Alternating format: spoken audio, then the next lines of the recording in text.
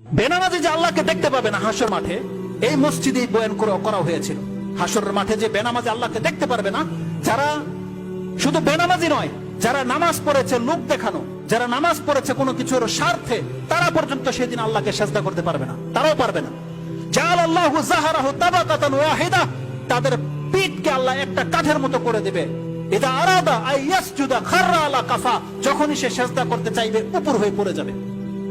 সেই দিন প্রুফ হয়ে যাবে আপনি মুনাফিক নয় তো কি, সেদিন প্রুফ হয়ে যাবে। আল্লাহ সেখানে এ কথা বলেনি যে বেনামাজিদের অবস্থা হবে, বলা হয়েছে যারা এই জমিনে সেজদা করত ইত্তেকান ও রিয়ান, ভয়ে, অন্য কোনো ভয়ে, চাকরি হারানোর ভয়, বেশি বেতন না পাওয়ার ভয়, অথবা বাপ মার অন্য কারো ভয়, শিক্ষকের ভয়, স্বামীর ভয়।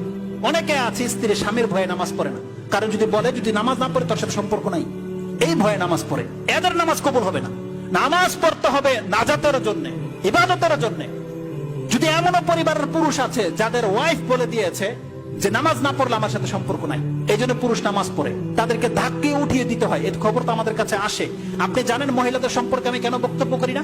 একটা মাত্র বক্তব্য করেছি, নাহলে হাজার প্রশ্ন এসেছে যে তাদের আমাদের সংসারে টিকবে কি করে। কারণ মেজর অবস্থা হচ্ছে তাই, হয় স্বামী নামাজ পড়ে, স্ত্রী নামাজ পড়ে না, হয় স্ত্রী নামাজ পড়ে, স্বামী নামাজ পড়ে না। যদি ইসলামিক মাফক এই পরিবারগুলোকে যদি এখন ফিল্টারিং করা হয়, এই বাংলার জমিনের মধ্যে হাজার পরিবার টিকবে না, তালাক হয়ে যাবে। যদি ওই ফতোয়ার উপরে চলা হয় বেনামাজি কাফের, মুসলমান নয়, তাহলে জেনে নেন হাজারো পরিবার আছে সম্পর্ক কাট হয়ে যাবে। কত মারাত্মক সিচুয়েশন আমরা আছি। এটা বড় বিষয় নয়, আপনার সম্পর্ক দুনিয়াতে কাট হয়ে যাবে, এটা বড় বিষয় নয়। বিষয়টা হচ্ছে এখানে নাজাতের, জান্নাতের। আপনি সেটা কিন্তু হারিয়ে ফেলছেন।